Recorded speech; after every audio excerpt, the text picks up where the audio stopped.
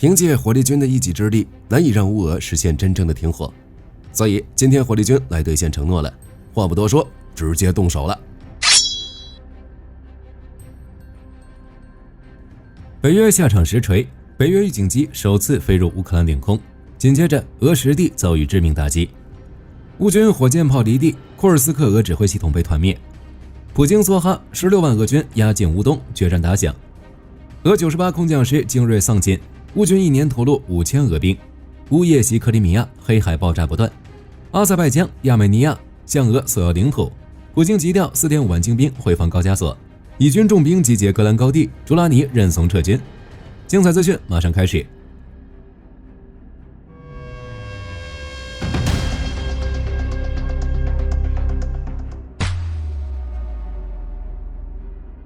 据 Fight Trader 的卫星报告显示，一架北约预警机不久前飞入了乌克兰领空。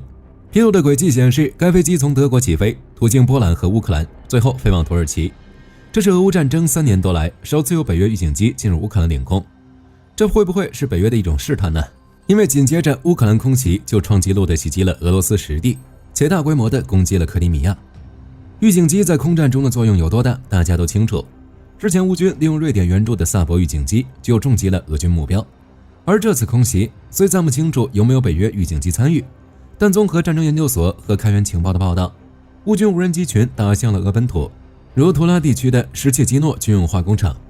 图拉州州长米利亚耶夫虽声称俄军击落了7架来袭无人机，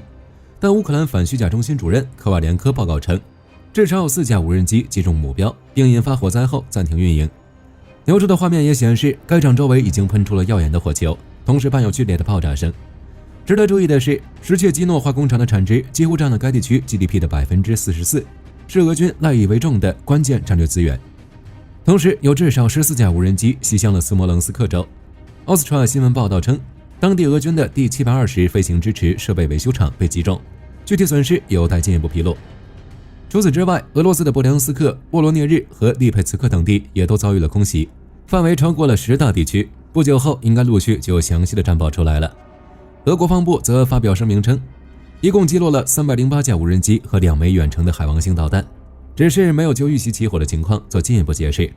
这应该是近2周内乌军对俄境内发起的较大规模的空袭，而且同时针对了多处区域。虽然这种密集的打击模式乌克兰自己就能做到，但此时好巧不巧有北约预警机飞过，其大概率参与了此次行动。而且乌军针对莫斯科国防工业基地的打击也愈发常态化，由此也反映出乌军无人机的产量和威力的提升，这是俄乌战争开始前难以想象的。前线方向，乌军同步发起了大规模攻势，并与16万俄军展开终极决战。库尔斯克方向，乌军无论空中还是地面，近期都开启了频繁打击模式。据诺尔报告报道，乌军第8军团在最近一次战斗中，向俄军阵地发射了密集的海马斯火箭炮，后经初步估计有5套 Must B 火箭炮，外加1门戈尔火炮系统被击毁。在空中，乌军战机则向奥列克西夫卡发动轰炸，成功打掉了3个俄军阵地。而之前对俄军指挥系统的打击有了最新消息披露。据悉，之前摧毁的俄第155旅指挥部现已确认该旅指挥层几乎被团灭，其中就包括了俄罗斯海军副司令古德科夫。莫斯科已为其公开举行了悼念仪式。值得注意的是，当时该旅的指挥部恰恰就在库尔斯克的克列涅沃，距离前线仅仅17公里。乌军情报部门成功将其锁定，随后精准发动了定点打击。这也是整个俄乌战争以来乌军对俄军指挥部造成的最大损失之一。乌东前线，乌方消息称，俄军已在前线集结了16万士兵，准备发起不计代价的进攻，以求占据更多的乌克兰领土。而最低目标是完全控制乌东4州，完成普京的任务。俄军此次行动恰逢为期50天窗口期，可见俄罗斯正寻求在美国彻底转变之前取得重大进展，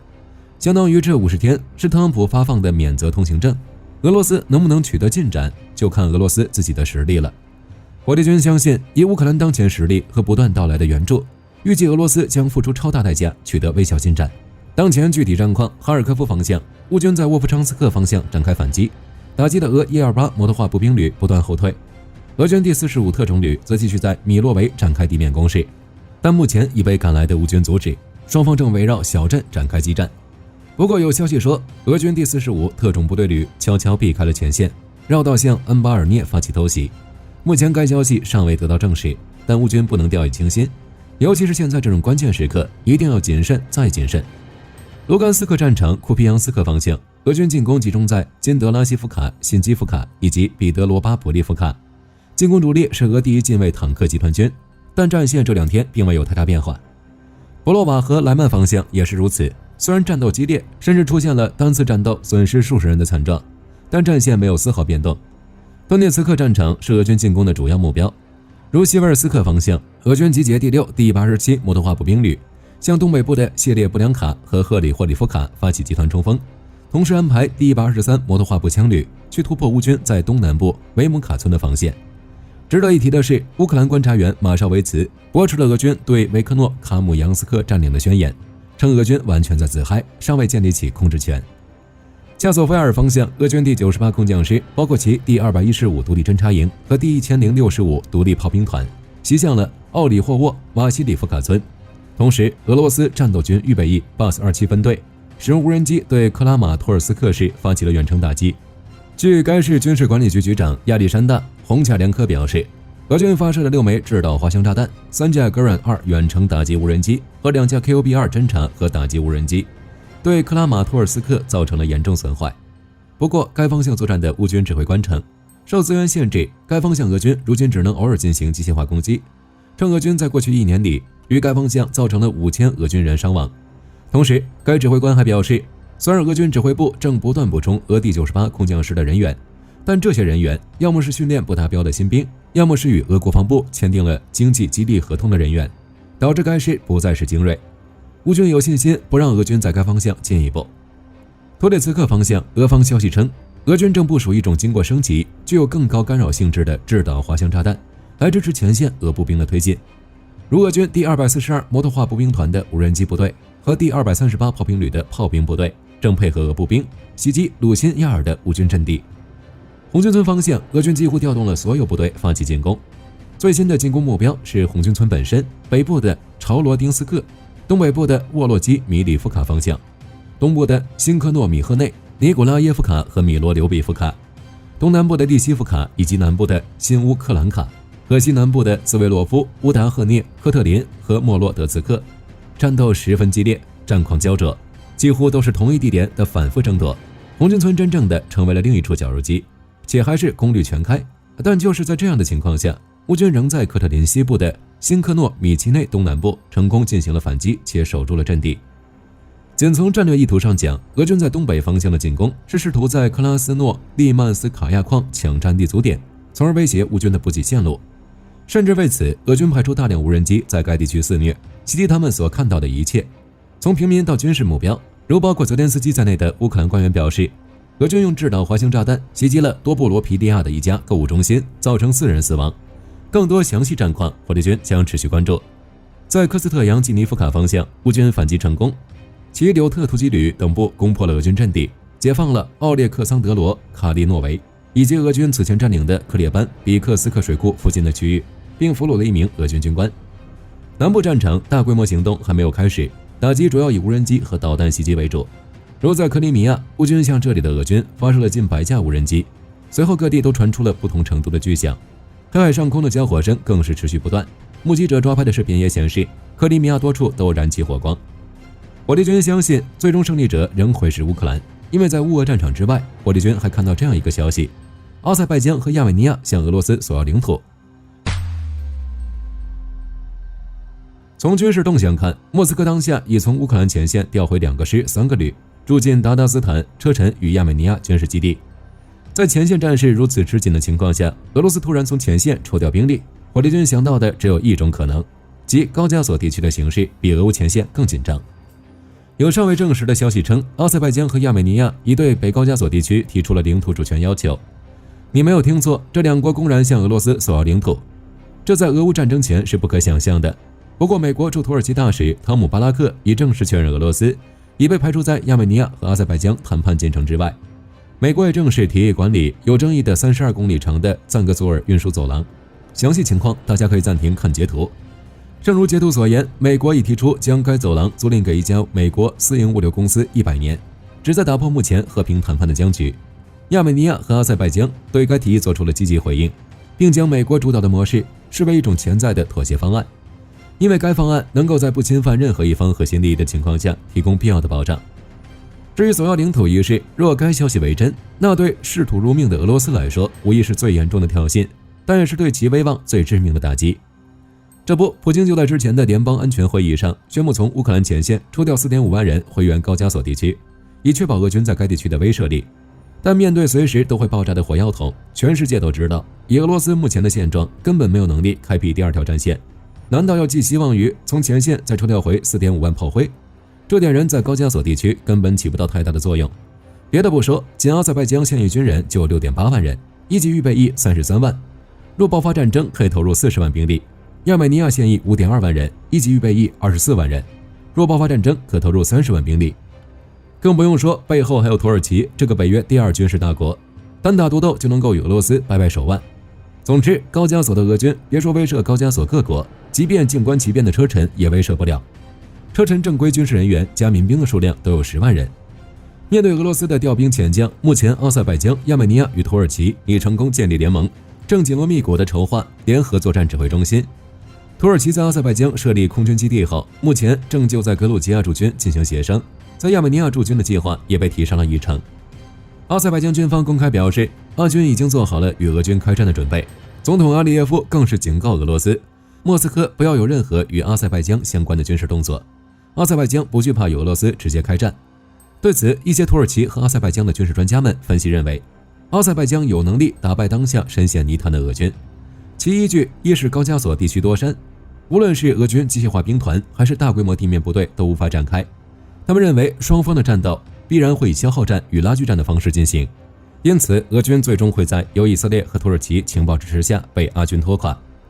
二是阿塞拜疆与北约关系良好，经济上能够得到欧洲支持。阿塞拜疆2024年对欧洲天然气供应量已占比 12%， 是欧洲围剿俄罗斯能源霸权最重要的合作伙伴。很显然，在土耳其的操盘下，与俄罗斯水火不容的高加索各国正在积极备战。总之，从抓捕外交官、断绝经济来往、关闭俄语学校、出兵乌克兰、拒建俄特使等方方面面来看，阿塞拜疆已对俄罗斯发起了进攻。而阿塞拜疆的诉求简单而直接，即向俄罗斯索要北高加索地区、达吉斯坦与车臣的土地，建立新的大高加索联盟。而这些事件也反映出，3年战争后，俄罗斯无论在中东、中亚还是东欧高加索地区的边缘掌控力都在被快速清零。即便曾不入法眼的邻居，如今也敢对其挥舞爪牙。若是俄罗斯在乌克兰战场再失败，那大家说，日本、芬兰、格鲁吉亚等国会不会也站出来提出领土主张，形成真正的雪崩呢？中东方向，以色列或击毙叙利亚防长，叙以两国的紧张态势进一步升温。耶路撒冷邮报报道，以色列空军对大马士革的国防部大楼发动猛攻，媒体的直播镜头再次精准捕捉到了这一幕。画面中，叙利亚的主持人刚刚还在介绍双方的战事，随即就有一枚导弹击中了他身后的建筑物，主持人慌忙撤离。接着有消息称，叙利亚防长马尔赫夫·卡斯拉遇袭身亡，不过尚未得到证实。到了晚间，以色列还空袭了叙利亚的拉塔基亚军事基地，此地曾长期驻有俄军的部队，详细战况尚不清楚，有待后续披露。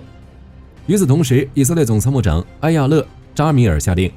将加沙的部队调往戈兰高地，做好进入叙利亚南部并进行为期数日的战斗准备。内塔尼亚胡也在讲话中强调，必须保护德鲁兹兄弟，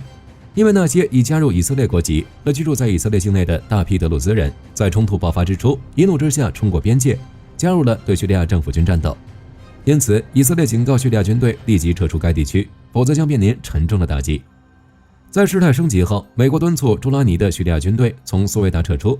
而叙利亚总统朱拉尼也在压力下于电视讲话中表示，为了维护国家安全，选择不卷入冲突。但朱拉尼强调，叙利亚有能力对以色列发动战争，只是鉴于后果难以控制，才决定结束流血冲突。叙利亚总统府则宣布，已和德鲁兹人达成了停火协议。在这之后，叙利亚政府军将撤出苏维达地区，同时将设立一个委员会，调查过去一段时间国家的侵权行为，并进行赔偿，以保障各族人的利益。德鲁兹派别的领导人谢赫、阿克勒、优素福、贾布也承认了这一点，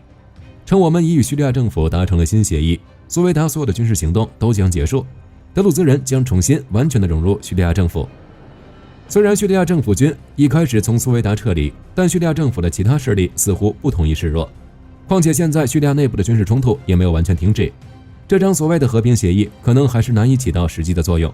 为此，以色列方面其空袭并未结束，似乎准备狠狠教训一下叙利亚的各方势力。